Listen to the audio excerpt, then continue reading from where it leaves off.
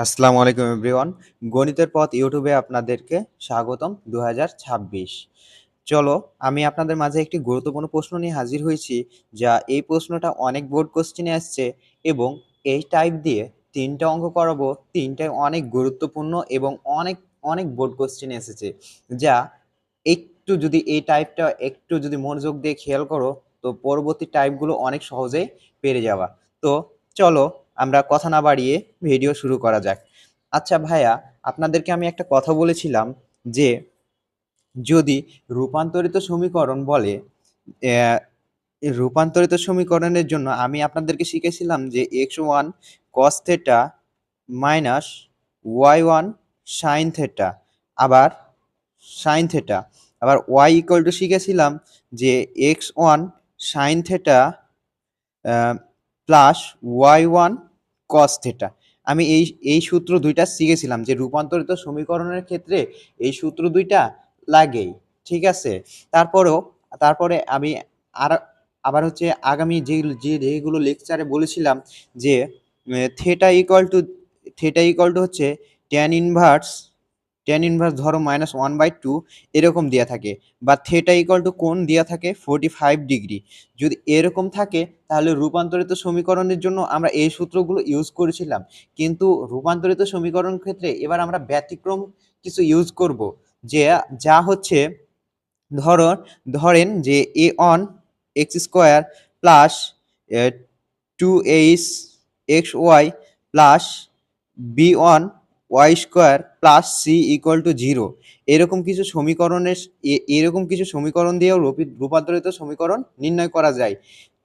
এরকম সমীকরণ দিয়ে কখন রূপান্তরিত সমীকরণ নির্ণয় করা যাবে?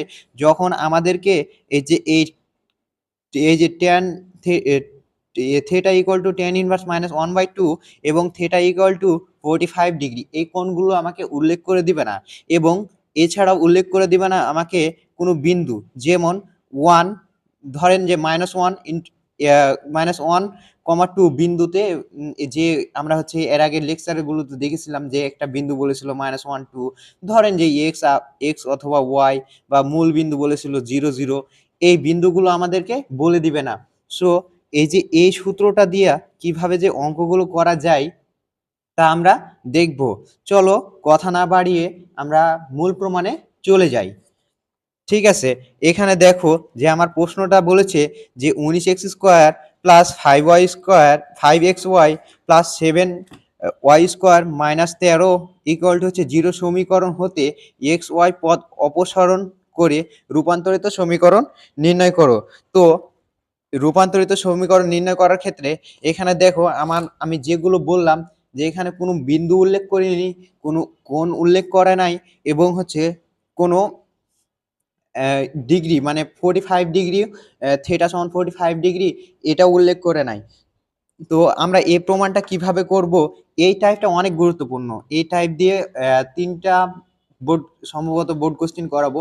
তো 3টার ভিতরে মনে করেন যে এই বোর্ড কোশ্চেনগুলো একই টাইপ দিয়ে অনেক বোর্ড কোশ্চেন এসেছে, যা হচ্ছে অনেক গুরুত্বপূর্ণ প্রশ্ন।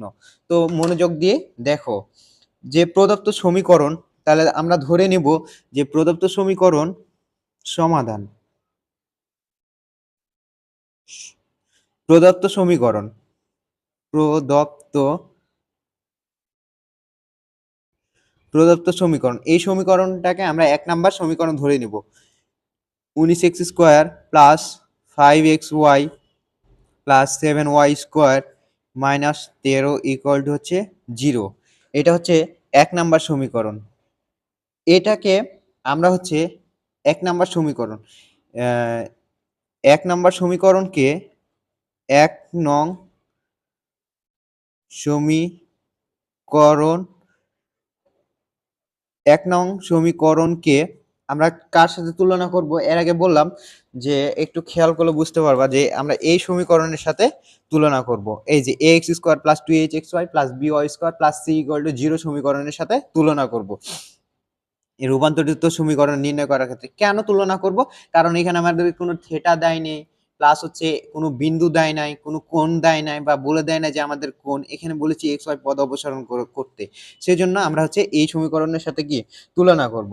তাহলে যদি এই সমীকরণের সাথে তুলনা করি তাহলে কি আসবে আমার হচ্ছে এক্স স্কোয়ার প্লাস হচ্ছে two h x y plus b y square plus c equal to হচ্ছে 0। তাহলে এখানে যদি আমরা এর সাথে তুলনা করি তাহলে এ এক্স স্কোয়ারের সহগ হচ্ছে, তাহলে এ এক্স এ এক্স এ এক্স স্কোয়ারের সহগ হচ্ছে এ। তাহলে এখানকার হচ্ছে সহগ হচ্ছে আমরা কি পাবো, এ ইকুয়াল টু পাবো 19 এবং বি ইকুয়াল টু কত পাবো, এ বি ইকুয়াল টু পাবো আমরা কত, বি স্কোয়ারের সহগ, বি স্কোয়ারের সহগ কত 7 এবং সি ইকুয়াল টু কত পাবো, A B C, C equal to পাবো হচ্ছে আমরা হচ্ছে 13 -13। তাহলে সি ইকুয়াল টু কত -13 এবং এইচ ইকুয়াল টু কত পাচ্ছি, এইচ ইকুয়াল টু একটু দেখলে হবে 5xy না, আচ্ছা 5xy যদি থাকে তাহলে এইচ ইকুয়াল টু হচ্ছে 5/2। এই যে এর সাথে তুলনা যদি করি 2h(xy) কে যদি এর সাথে তুলনা করি তাহলে এখানে দেখো h ইকুয়াল টু পাচ্ছি, এই h ইকুয়াল টু পাবো হচ্ছে 5/2। এটা মনে রাখবা তাহলেই হবে, যেখানে যত সংখ্যা থাকবে তা দ্বারা ভাগ দিয়ে দেবো। তাহলে এখানে যদি আমরা হচ্ছে h ইকুয়াল টু কত 5/2, তাহলে এটা পাচ্ছি। এবার বলছে যে এত সমীকরণ, তাহলে এখানে প্রশ্নটা তো বলছে যে এত সমীকরণ হতে এক্স ওয়াই পদ অপসারণ করে রূপান্তরিত সমীকরণ নির্ণয় করো। তাহলে এখানে আমাদেরকে বলেছি যে এই পদটাকে অপসারণ করতে, তাহলে এই পদটাকে যদি আমরা অপসারণ করি তাহলে রূপান্তরিত সমীকরণ দাঁড়াবে এক্স ওয়াই পদ অপসারণ করে রূপান্তরিত সমীকরণ দাঁড়াবে রূপান্তরিত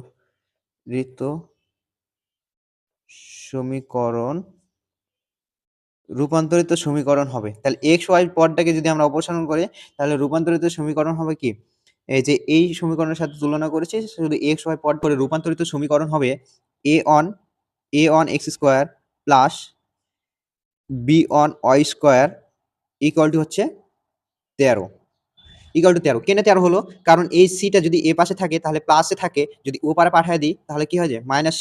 তাহলে এটা হচ্ছে 2 নাম্বার সমীকরণ। যেহেতু আমাকে বলেছে যে এক্স ওয়াই পদ অপসারণ করে রূপান্তরিত সমীকরণ হবে, তাহলে এক্স ওয়াই পদ যদি অপসারণ করি তাহলে a1 x square plus b1 y square equal to হচ্ছে 13, এই সমীকরণের হচ্ছে রূপান্তরিত সমীকরণ বের করতে হবে। তো আমরা গত লেকচারে একটা সূত্র আলোচনা করেছিলাম, সেটা মনে আছে কি আপনাদের? আচ্ছা আমি আবারও মনে করার চেষ্টা করতেছি যে a1 plus b1 equal to সূত্র হিসেবে লেখা যায় হচ্ছে a প্লাস b এবং a1 b1 যদি গুণ আকারে থাকে তাহলে লেখা যায় হচ্ছে ab মাইনাস h স্কোয়ার। এই সূত্র দুইটা লাগবে। আরেকটা সূত্র লাগবে যে a মাইনাস b লেখা যায় যে root over a plus b whole square minus 4ab এই যে এটা হচ্ছে সূত্র। যদি আমরা দেখো a minus b whole square সূত্র লিখি তাহলে কিন্তু রুটটা উভয় পক্ষ থেকে কেটে যাচ্ছে। তাহলে a minus b whole square সূত্র হচ্ছে root over a plus b whole square minus 4ab। এটা এসএসসিতে শিখেছো তোমরা। তো কথা না বাড়িয়ে চলো এবার হচ্ছে আমরা এইগুলো দিয়ে হচ্ছে রূপান্তরিত সমীকরণটা নির্ণয় করব। কারণ হচ্ছে যে ওই সূত্রটা কেন পড়লো না, কারণ হচ্ছে থিটা কোণ বা কোনো কিছু দেওয়া হয়নি, সেহেতু যদি এইরকম নিয়মে অঙ্ক থাকে তাহলে হচ্ছে আমরা এরকম হচ্ছে সমীকরণ করে অঙ্কগুলো সমাধান করব। তাহলে আমরা একটা সূত্র জানি যে a1 plus b1 equal to লেখা যায় হচ্ছে a প্লাস b। তাহলে a প্লাস b এর মান কত, a প্লাস b, তাহলে a এর মান হচ্ছে কত 19, a এর মান কত 19 এবং b এর মান হচ্ছে 7। তাহলে 19 আর 7 যদি যোগ করি তাহলে কত হয়, 19 আর 7 যোগ করলে হচ্ছে 26। তাহলে এটার মান হচ্ছে 26 এবং a1 b1 এই দুটোকে যদি গুণ করি, 19 আর 7 কে যদি গুণ করি তাহলে কত আসবে, তাহলে 19 আর 7 কে গুণ করি তাহলে হচ্ছে 19 গুণিত 7। একবারে আচ্ছা ঠিক আছে আমি সূত্রটা আগে লিখি। তাহলে ab মাইনাস হচ্ছে h square, ab minus h square, তাহলে a এর মান কত, ab minus h square, a এর মান হচ্ছে 19 ইনটু 7, b এর মান হচ্ছে 7 মাইনাস h স্কয়ার, তাহলে মাইনাস 13 স্কয়ার, ও সরি মাইনাস হচ্ছে 5/2 তার উপর কি হোল স্কয়ার। আচ্ছা তাহলে এটাকে যদি আমরা সমাধান করি তাহলে 19 ইনটু 7 একটু দেখো, তাহলে 19 ইনটু 7 সমান সমান হচ্ছে 133 133 বাই হচ্ছে সরি এটা হবে কত 133 মাইনাস এটা হচ্ছে 5 5 25 আর 2 2 4 25 বাই কত 4। আচ্ছা এটা আমরা রেখে দিলাম। তাহলে ab মাইনাস h স্কয়ার এর মান কত? ab মাইনাস h স্কয়ার এখান থেকে লসাগু যায়। আচ্ছা আমরা ক্যালকুলেশন করিনি, ছোট করলে আরো বেশি ভালো হবে। তাহলে লসাগু কত 4 আসছে। তাহলে 4 33 গুণ করে দিই। 133 133 ইনটু হচ্ছে 4 হবে মাইনাস 25 ইকুয়াল টু হচ্ছে 133 ইনটু হচ্ছে 4 মাইনাস 25 সমান হচ্ছে 507। তাহলে 507 বাই হচ্ছে 4। তাহলে এটাকে ক্যালকুলেশন করে এ বি এর মান কত পেলাম এইটা। এখন আমরা একটা সূত্র বলেছিলাম যে a1 b1 তাহলে a1 মাইনাস b1 এইটাকে সূত্রে ফেলে আমরা হচ্ছে অঙ্কটার সমাধান করব। তাহলে root over a plus b whole square a1 plus b1 whole square minus 4a1 b1। এই সূত্রটা কেন ফেললাম? কারণ এগুলোতে সবইতেই a1 b1 দেওয়া আছে। যদি আমরা এই অঙ্কটা করতে চাই তাহলে আমাদেরকে হচ্ছে সূত্রটা এভাবে ফেললেই হচ্ছে অনেক ভালো বা সুবিধা হবে। তার জন্য এগুলোকে a1 b1 দ্বারা করেছি। তাহলে এবার a প্লাস b এর মান কত ছিল? a প্লাস b এর মান হচ্ছে 26। তাহলে রুট ওভার 26 তার উপর whole square minus 4 into 507 507 by 4। এখানে যদি ক্যালকুলেশন করি তাহলে 26 এর উপর স্কয়ার 26 এর উপর স্কয়ার সমান সমান হচ্ছে 676 রুট ওভার 676 মাইনাস a4 কেটে গেলে কাটা দিলে থাকে হচ্ছে এটা কাটা যায়, এটা কাটা গেলে হচ্ছে 507 676 মাইনাস হচ্ছে 507 507 সমান সমান থাকে 169 169 169 169 কে যদি আমরা রুট করি তাহলে কত আসে? 100 অ্যান্সার সরি এখানে রুট অ্যান্সার যদি দিই তাহলে 13 আসছে। তাহলে ইকুয়াল টু হচ্ছে 13 অন 3। তাহলে a1 minus b1 a1 minus b1 এর মান হচ্ছে 13। এবার এখান থেকে আমরা হচ্ছে a আর b এর মান বের করব। a আর b এর মান যদি বের করতে পারি এই যে এখান থেকে এই যে দেখো a1 plus b1 equal to হচ্ছে a1 প্লাস b1 এর মান হচ্ছে 26 এবং a1 মাইনাস b1 এর মান হচ্ছে 13। এখান থেকে আমরা হচ্ছে কি বের করব a1 এর মান আর কি b1 এর মান। এইটা যদি বের করতে পারি তাহলে যদি আমরা এই সমীকরণটাতে বসায়া দিই তাহলে আমি তো এইটা রূপান্তরিত সমীকরণ পেয়ে নিচ্ছি। তার জন্য আমাদেরকে এগুলো হচ্ছে তার জন্য আমাদেরকে এগুলোকে পুরোটাই খাটাখাটনি করা লাগিছে। তাহলে আমরা এবার কি করব? a1 আর b1 কে যোগ বিয়োগ করে আমরা হচ্ছে অ্যানসার করব।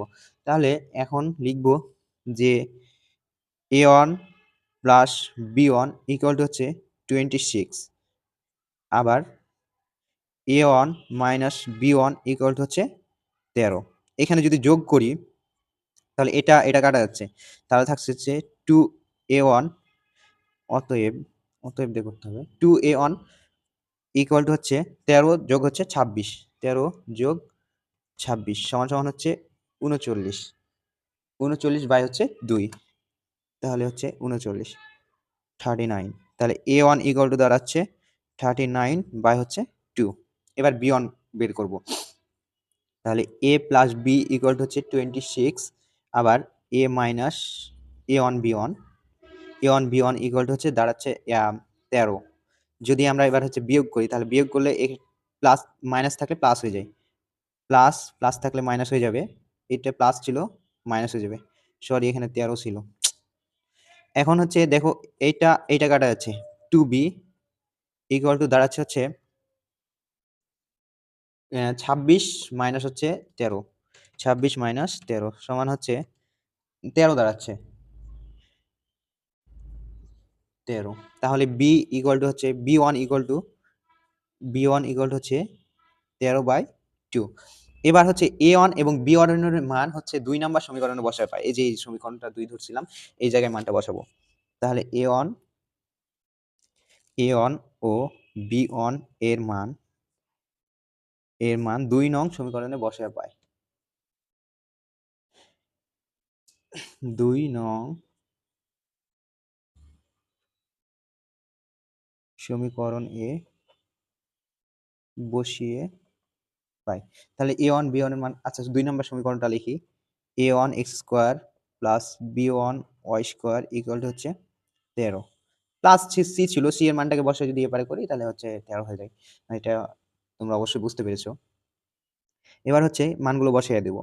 তাহলে 39 বাই হচ্ছে 2 x স্কয়ার, আচ্ছা x স্কয়ার এর উপরে আছে তো লিখলাম, প্লাস b1 এর মান কত হচ্ছে 13। তাহলে এটা হচ্ছে 39 ছিল, এইরকম ভুল হয় খুবই খারাপ লাগে। 39 বাই হচ্ছে 30 by y square divided by হচ্ছে কত 2 ইকুয়াল টু হচ্ছে এখানে কত আছে 13। যদি আমরা উভয় পক্ষকে 13 দ্বারা যদি গুণ করি তাহলে কিন্তু, আচ্ছা ক্যালকুলেশনটা করা যায়। এখানে যদি 2 দ্বারা গুণ দিই, ধরো 2 লসাগু হলো, 2 লসাগু এটা কাটা যাচ্ছে, তাহলে 39 এক্স স্কোয়ার প্লাস এটা কাটা গেল হচ্ছে 13 ওয়াই স্কোয়ার ইকুয়াল হচ্ছে 30। এটা ভাগ ওপারে এসে গুণ হয়, 39 x square plus 13 y square equal to হচ্ছে, এটা ওপাশে গেলে হচ্ছে 26 উভয় পক্ষকে যদি আমরা ভাগ দিই, 13 দ্বারা যদি ভাগ, দেখো 13 দুগুণা 26, এটা ভাগ যাচ্ছে, তাহলে 3x স্কোয়ার 3 13 39, 13 কে 13, তাহলে ওয়াই স্কোয়ার থাকতেছে ইকুয়াল টু হচ্ছে 13 দুগুণা হচ্ছে 26 2, তাহলে 2। এখানে লিখে দিব যে উভয় পক্ষকে 13 দ্বারা ভাগ করে পাই, যেহেতু উভয় পক্ষকে 13 দ্বারা ভাগ করে পাই, উভয় পক্ষকে 13 দ্বারা ভাগ করে পাই, করে পাই, এখানে লিখে দিতে হবে। তাহলে ওই রূপান্তরিত সমীকরণ হচ্ছে এটা। তাহলে অতএব ইহাই হচ্ছে রূপান্তরিত সমীকরণ। ইহাই ইহাই হচ্ছে রূপান্তরিত সমীকরণ।